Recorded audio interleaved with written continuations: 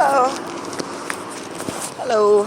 It is October 4, 2016.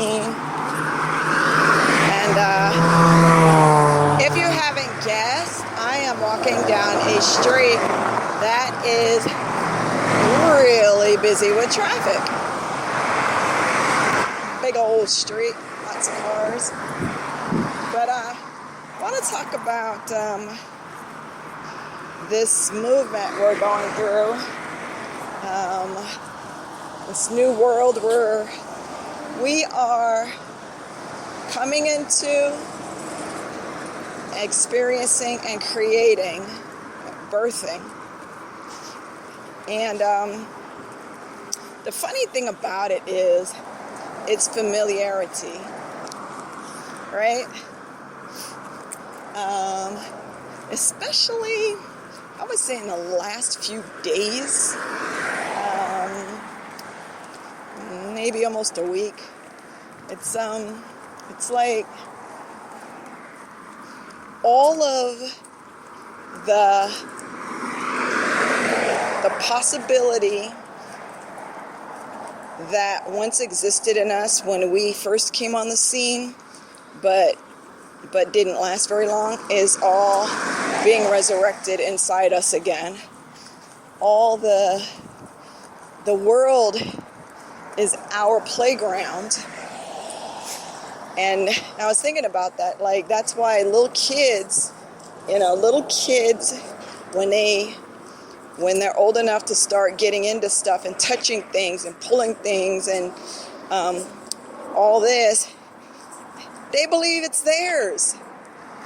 It's their world. And then us grown-ups, we come in and say, you can't have that. That's not yours. And right from the get-go, we start the division, separation, yours, mine, his, hers, theirs, ours, into this little person's reality.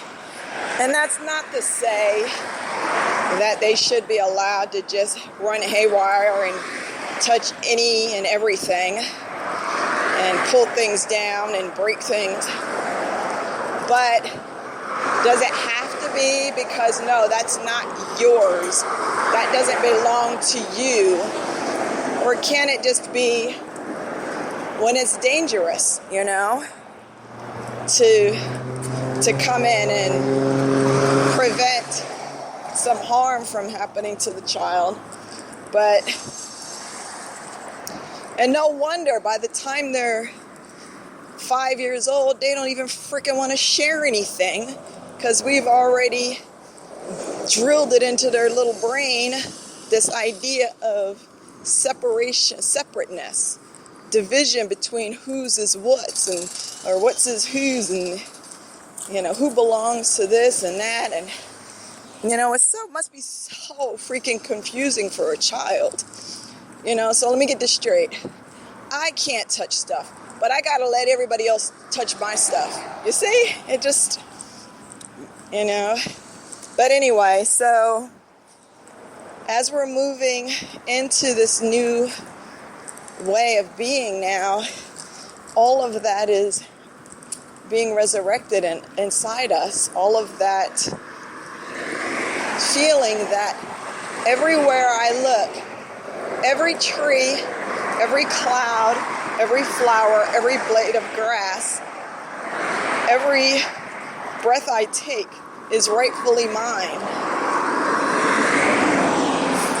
Every opportunity is there. Opportunities to make choices that will cause pain and suffering.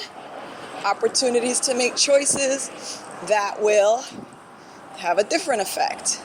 But they're all there. And if we consistently make the choices that are making us unhappy, well, then we have to realize that that's what we're doing. But it's all there at our disposal for us. This is our world. That verse in the Bible, it says, everything belongs to us.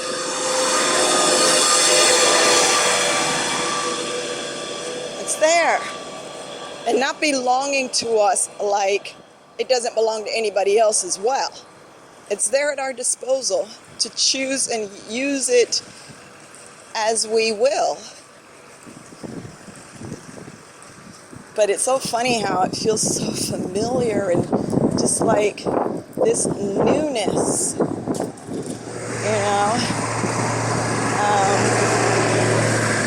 the old way of being is stale and lifeless and boring. Been there, done that, unsatisfying, unfulfilling, replayed again and again and again and again like a scratched up record. But not this new way of living. And that's the thing, is that's why it's always so stressed to not have attachments, because all of the attachments will prevent us from experiencing the newness of life. Life is always fresh and new, full of limitless possibilities for us, right at our fingertips. That's the joy that a child feels before they become tainted by grown-ups setting up these ridiculous rules about why you can't be free in your own existence. Well, guess what, guys? We've come full circle and we're back. And maybe that's what Jesus, as Christ, meant when he said, unless you become as a child, you won't understand, you won't know the kingdom. It's not yours. Because it's a complete letting go of all of the garbage that's been shoved into our minds and our brains and closed down our hearts so much. All that stuff has to go. And then we wake up to this newness and this wonder. So anyway, much love, you guys. Bye. I'm at my destination.